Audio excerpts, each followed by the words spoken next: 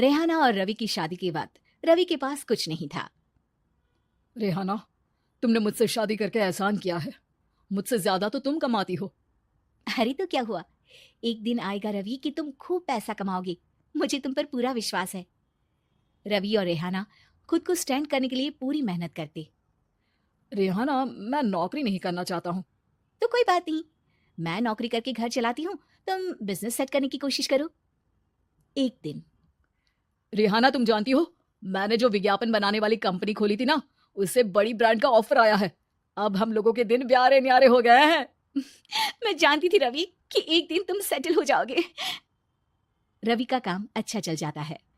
एक दिन वो रेहाना से कहता है, रेहाना, अब हम लोगों का बच्चा भी हो गया है। बहुत छोटा है वो। उसका ख्याल कैसे रखेंगे हम? कैसे क्या, मैं गांव से माँ को लेकर आ जाती हूँ। नौकरी से हाफ डे ले लिया करूंगी। अभी तो वो छोटा है, स्कूल जाने तक मैं मैनेज कर लूंगी। देखो रेहाना, मैं अब अच्छा कमा रहा हूँ। तुमको नौकरी करके परेशान होने की कोई जरूरत नहीं है। अरे कैसी बात कर रहे हैं, मैं अपनी लगी लगाई नौकरी कैसे छोड़ दूं? और मैंने तो सुना है हम लोगों को कुछ ही महीनों में सरकारी नौकरी मिल जाएगी। सरकारी नौकरी में कितना कमा लोगी? उतने में तो मैं ड्राइवर रख लूंगा। रेहाना को रवि की बात का थोड़ा बुरा तो लगता है। कम से कम मेरी नौकरी की इतनी बेइज्जती मत करो। भूल गए, इसी नौकरी के बदौलत तुमने अपना बिजनेस खड़ा किया है। अरे वो तो मैं किसी के भरोसे भी कर लेता। देखो, अपने बच्चे को संभालो, घर का काम करो। अब बाहर जाती तुम अच्छी नहीं लगती हो। रेहाना रवि के कहने पर नौकरी तो छोड़ देती है, लेकिन अब बड़े से घर में उसकी कीमत किसी नौकर से कम नहीं होती। एक दिन रवि का दोस्त आता है। भाभी, हम लोग तो आपको तब से जानते हैं जब से आप लोग शादी होकर इस शहर में आए थे। आपकी बदौलत ही सारा बिजनेस खड़ा हुआ है। ये किस्मत तो आप ही की है भाभी। हाँ हाँ भाई, हमारी मेहनत तो कुछ है ही नहीं। अरे होगी, लेकिन भाभी की किस्मत के आगे कुछ नहीं। दोस्त वहां से चला जाता है, लेकिन रवि का गुस्सा सातवें आसमान में होता है। देखा कैसे बोल रहा था? अरे बिल्कुल अच्छा आदमी नहीं है ये। कैसी बात कर रहे हैं आप? प्रशांत भैया तो बहुत अच्छे इंसान है रवि। कैसे उन्होंने हमारे मुश्किल वक्त में हमारा साथ दिया था। अरे था पैसा तो साथ दिया, नहीं तो कौन पूछता है? रवि का व्यवहार पैसा आते ही अलग हो गया। वो बंदे को बंदा नहीं समझता। घमंड से घिरे रवि ने तो एक दिन हद ही कर दी। रेहाना, मैं अब तुम्हारे साथ नहीं रह सकता हूँ। क्या? क्या बकवास कर रहे हो रवि? क्या कहना चाहते हो? और क्यों नहीं रह सकते तुम मेरे साथ? देखो, मुझे कोई और पसंद है, और उसने साथ रहने पर बस यही शर्त रखी है कि मुझे तुम्हें तलाक देना होगा। रेहाना, जो कि एक स्वावलंबी महिला थी, उसने बिना देर किए रवि को कह दिया, कोई इश्यू नहीं, मुझे पैकिंग में 4 दिन का वक्त लगेगा, लेकिन तब तक मैं तुम्हारे साथ नहीं रहूंगी। 4 दिन के लिए तुम कहीं और शिफ्ट हो जाओ, मैं घर से निकलूंगी तो बता दूंगी। रवि घर छोड़कर चला जाता है। रेहाना को दुख होता है, वो रोती है, लेकिन व्यवहार से स्ट्रांग रेहाना को पति के वापस आने का और उसे सबक सिखाने का पूरा भरोसा था। फिर एक दिन, अरे शुशिका, कब शादी करोगी तुम मुझसे? यार मैंने तो सोचा था तुम शादी से पहले मुझे विदेश लेकर जाओगे, महंगी कार दिलाओगे। अरे सब दिला दूंगा, लेकिन पहले मुझसे शादी तो कर लो। हाँ हाँ, क्यों नहीं। मैं कुछ दिनों के लिए अपने मम्मी पापा के पास जा रही हूँ और लोगों से अपनी शादी की बात करूंगी। अरे शुशिका, कैसे रहूंगा मैं तुम्हारे बिना? अब तो शादी ही होने वाली है हम लोगों की। शुशिका रवि को छोड़कर चली जाती है। रवि घर आता है, जहां रेहाना को ना पाकर उसे सब अजीब लगता है।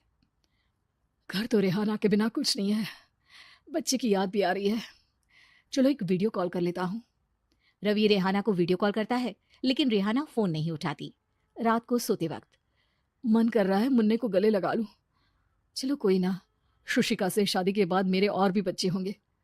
अगले दिन रवि ऑफिस जाता है, जहां टीना खड़ी होती है। सर, आपने अपने नए ऐड के लिए मॉडल की रिक्वायरमेंट डाली थी ना, मैं उसी के लिए आई हूँ। रवि टीना को देखकर खुश हो जाता है।